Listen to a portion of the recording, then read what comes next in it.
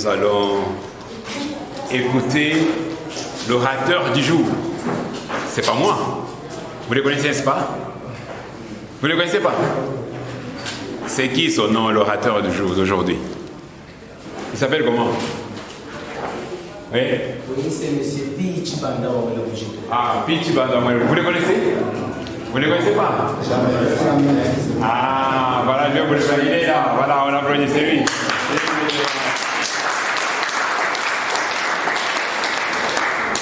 Commencez, je vous invite à l'applaudir très fort.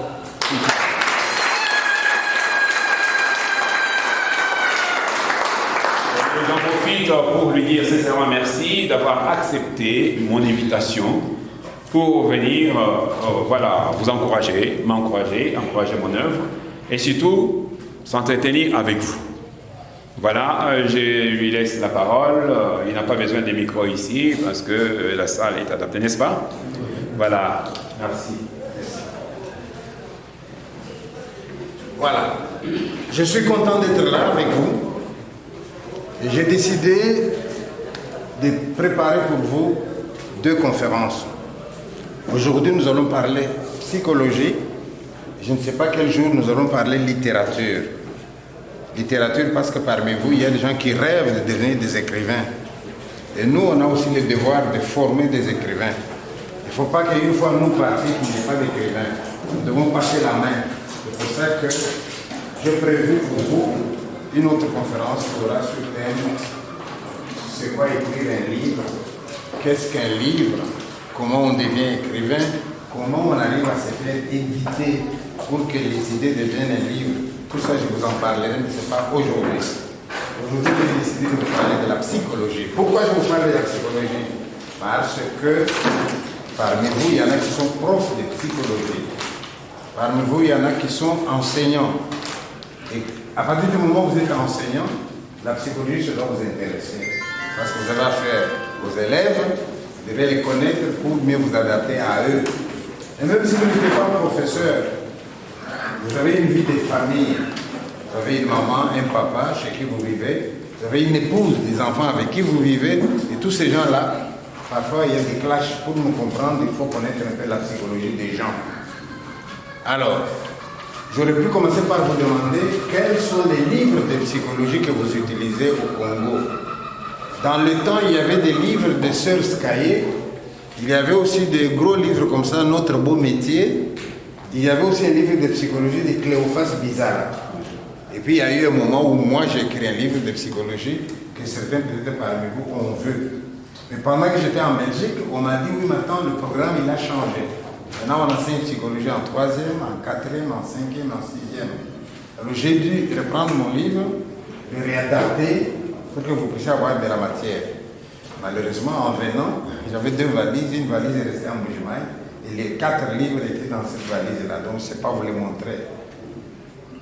Mais je vais quand même en parler parce que c'est des choses que je connais. Ça s'appelle la dyslexie. Les enfants qui souffrent de ça, on appelle un enfant dyslexique. Tout ça, vous devez connaître. Vous voyez l'importance de la psychologie. Moi, je n'ai jamais été d'accord de donner des prix aux enfants. Vous les mettez sur l'estrade. Premier de la classe, 50%. Un tel, donnez-lui le prix. Paf. Un autre, premier de la classe, donnez-lui le prix. Et l'autre dernier, des montants, on les frappait. Les derniers, on les frappait. Et je ne sais pas comment on proclame maintenant. Nous, de notre temps, il y avait l'estrade là-haut. On met toute la classe. Premier de la classe, et il descend. Deuxième de la classe, il descend. Et vous restez là, 14. Deuxième, il descend. Et puis après, il y en a 3 seulement. Vous voyez les 3 là qui commencent à se cacher l'un derrière l'autre. Et puis le dernier, la même chose. Et on frappait. Ici, on laissait les filles ici. Les garçons venaient, on va frapper les filles qui seront derrière. Jusqu'au moment où les gens ont compris que arrêtez. Mais vous voyez, c'est le que vous avez frappé là. J'ai vu en Europe des gens qui, de bonne volonté, qui envoient parfois de l'argent ici pour aider les élèves. Et je vois des gens qui disent, moi je donne mon argent, on doit les donner à celui qui aura 80%. Ok? Et puis moi je suis arrivé aussi, j'ai donné l'argent, on dit tu donnes à qui? J'ai dit je donne à l'élève qui fait partie de la famille la plus nombreuse de la classe. Donc vous demandez, vous êtes à combien? 12, vous êtes combien? 14. S'il y en a une de 16, donnez à celui qui est de 16, parce qu'il n'y a pas suffisamment à manger dans cette famille-là. La vie active. Et puis, dans l'année suivante, vous avez la vie affective. Il y a des cours de psychologie. Vous avez la vie affective. Et puis alors vous avez la vie cognitive. Et vous avez aussi la vie représentative. Cognitive, représentative. Et puis alors en 6e, on vous demande de terminer par la psychologie de l'enfant et de l'adolescent. Et tout ça, ça se tient. Ce n'est pas à séparer. Entre une matière et une autre, il y a des liens. Entre celle-là et celle-là, il y a des liens, etc. Alors, commençons par définir la psychologie. Et moi, j'aime bien, quand je donne le cours de psychologie, faire en sorte que mes étudiants, quand ils m'ont écouté, qu'ils soient comme des psychologues à leur tour, qu'ils soient capables de comprendre ce qui se passe. Alors, je donne un exemple. Imaginez par exemple que monsieur et madame sont dans la maison, et alors maman a préparé à manger, et on est en train de manger. Pendant qu'ils sont en train de manger, la maman dit à sa fille, ma chérie, quand on a fini de manger, tu débarrasses la table et tu fais la vaisselle. Voilà, ça c'est maman qui dit ça. Et regardez-moi bien. Et la fille dit, maman, tu exagères toi aussi, je n'ai pas encore fini de manger, toi tu me parles comme ça. Oh. Et le papa, il regarde. Maman a dit à la fille, quand on a fini de manger, tu débarrasses, tu fais la vaisselle. Et la fille éclate, mais c'est toujours comme ça, tout le temps, je n'ai même pas fini de manger. Et le papa regarde. Eh bien, ce que maman a dit, c'est un stimulus. La réaction de l'enfant, c'est un comportement. Et le papa qui regarde, il est étonné. Pourquoi il est étonné? Parce que la réaction de la fille est disproportionnée par rapport à la cause. La cause, c'est quoi? Maman a dit, après tu fais la vaisselle. Et elle se met dans tous ses états. Donc, tu feras la vaisselle, c'est un stimulus, c'est un excitant. Et arracher les cheveux, ça c'est la réaction de la fille. C'est un comportement. Et le papa qui regarde, non. Cet enfant-là, amenez-le un peu chez M. Tchibanda. C'est pas normal ce qu'elle fait là. C'est-à-dire, on propose d'amener l'enfant chez le psychologue. Parce que le psychologue va essayer de comprendre pourquoi il réagit comme ça. Et là, ce n'est qu'un exemple que je vous ai donné. Ça peut être vous, jeune homme, jeune fille, vous habitez chez vos parents. Et vous voyez maman qui se réveille en colère.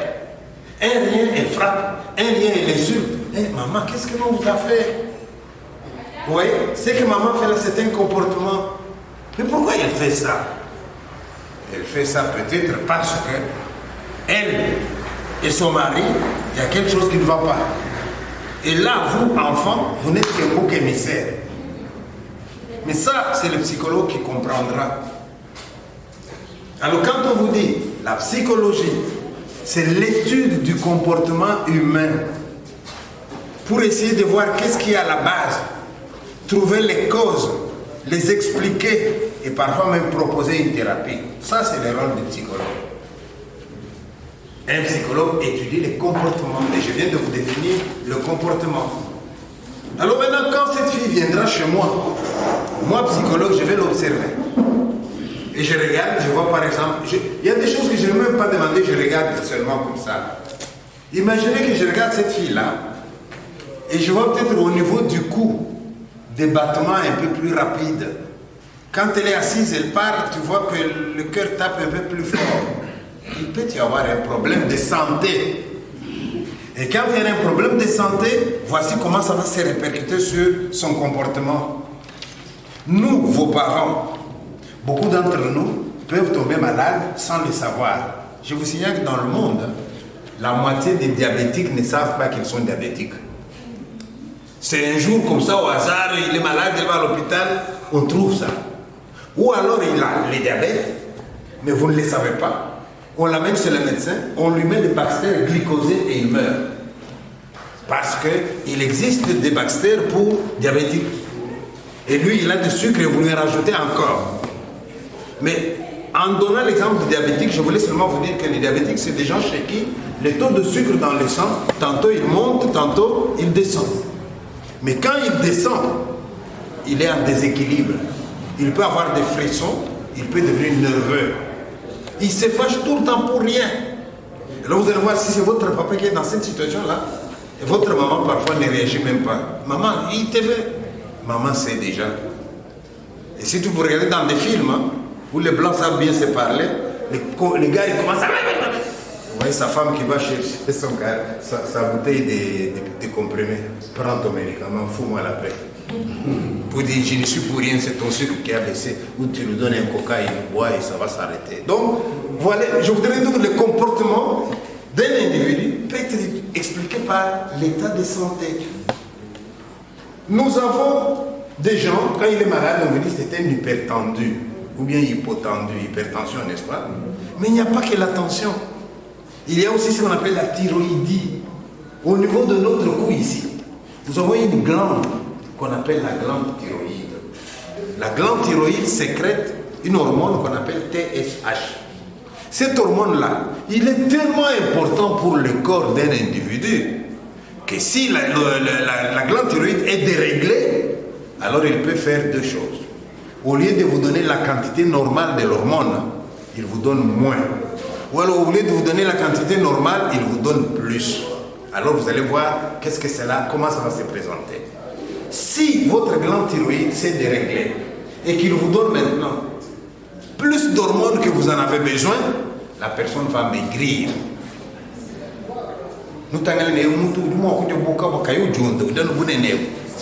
On maigrit.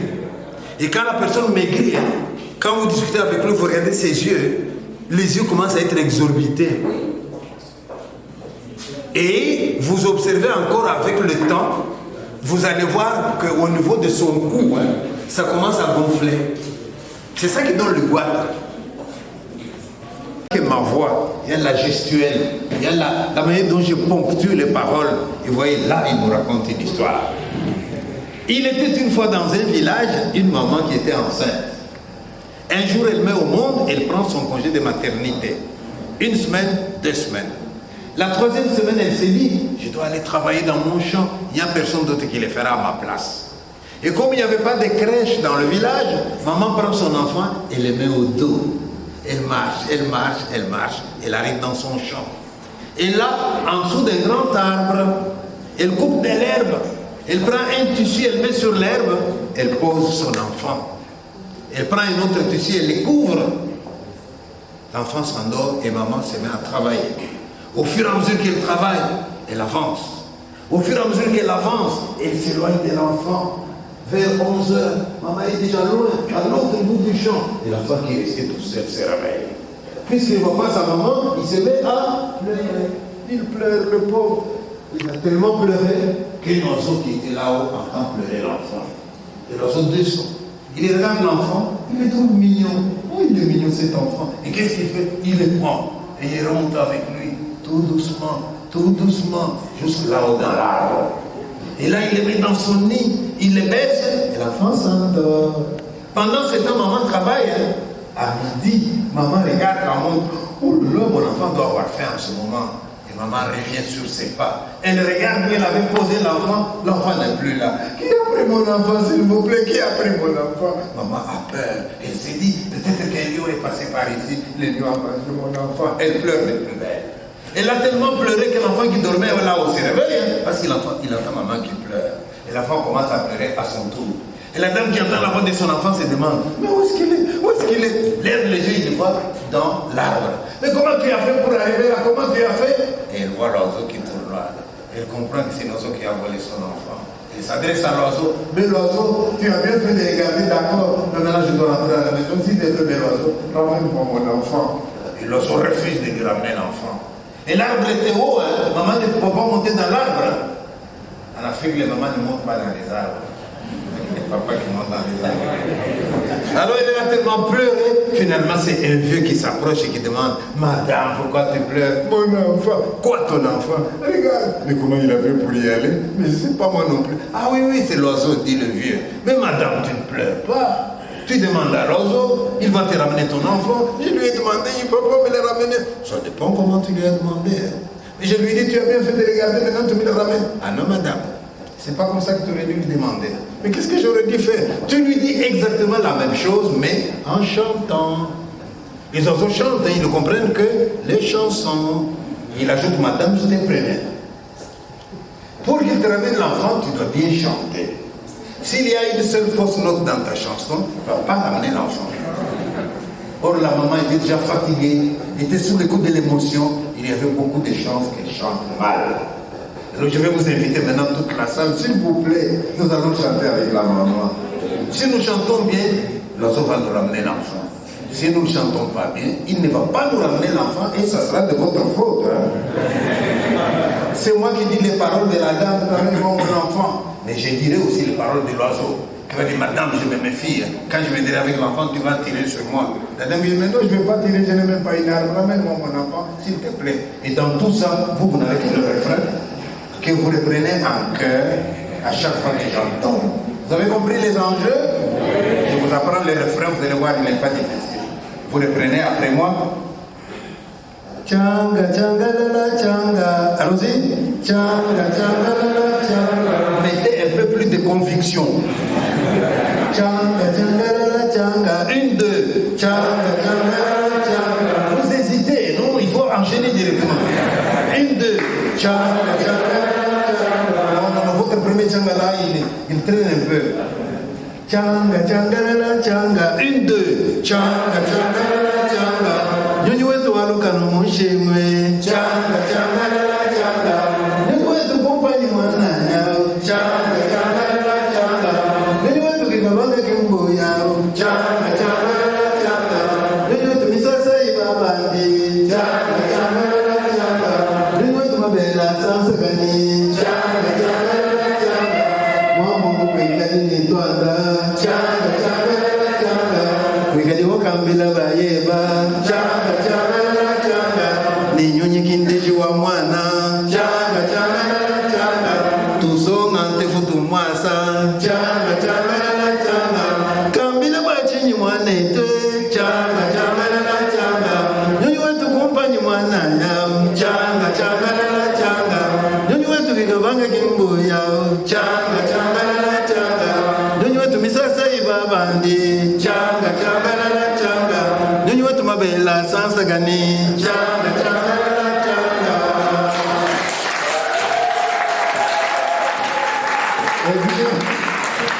Puisque vous avez bien chanté, l'oiseau est descendu avec l'enfant, il a remis l'enfant à la maman, elle est rentrée dans la maison avec son enfant, l'histoire se termine bien. On applaudit l'oiseau. Ils peuvent regarder, moi j'avais apporté. Ils vont les garder ici. Tu vas les amener. Okay. Bon voilà, je tiens dans un premier temps à remercier notre cher conférencier et ami Pichi Banda pour tout ce qu'il a pu faire depuis ce matin avec ses mains, avec son intelligence, avec son cœur. Nous lui disons un sincère merci. Nous allons continuer demain avec les différentes conférences qui sont organisées ici à partir de 9h. Et je voudrais aussi remercier tous les participants. Je vous remercie, vous qui êtes là et ceux qui étaient là le matin, pour votre participation. Ça m'a fait vraiment plaisir de voir autant de monde venir pour écouter Pichi Banda et surtout pour écouter aussi les autres conférenciers. Pour lui dire merci, je vous invite à, comme d'habitude, pas applaudir l'oiseau qui a ramené l'enfant, mais applaudir Pichi Banda.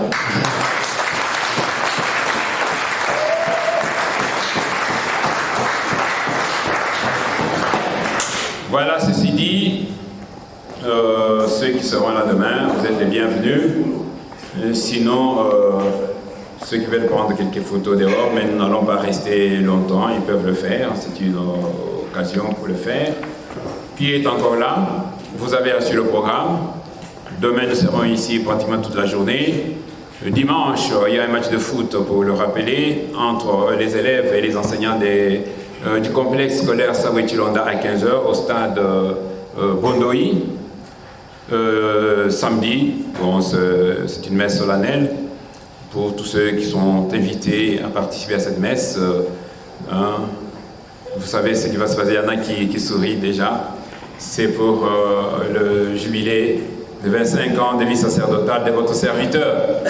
Et puis dimanche, bon, dimanche il y a match de foot, lundi c'est privé, et puis mardi, qu'est-ce qu'il y a mardi? Non, il y a la proclamation au complexe scolaire Sawechilonda, puis on aura l'occasion de s'adresser aux élèves et aux enseignants. Et le mercredi, on va se promener partout en Mélodie. Comme je vous l'ai dit ce matin, Pichi Banda, et il a eu son grand-père qui habitait juste en face de l'hôpital, des Sœurs missionnaires du Christ roi, et qui a été catéchiste dans notre paroisse Saint-Louis de Mweneditou. Il a étudié à l'école primaire ici, il a étudié à Bondoï et puis à Chilomba. Nous aurons l'occasion de faire un petit tour avec lui.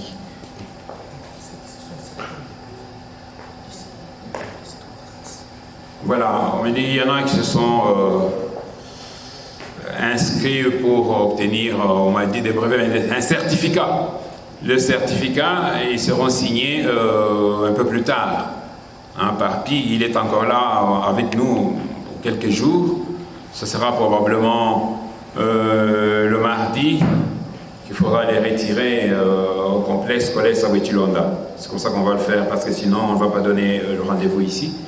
Voilà, ceci dit, je vous remercie et je vous souhaite à toutes et à tous une très belle soirée et à bientôt.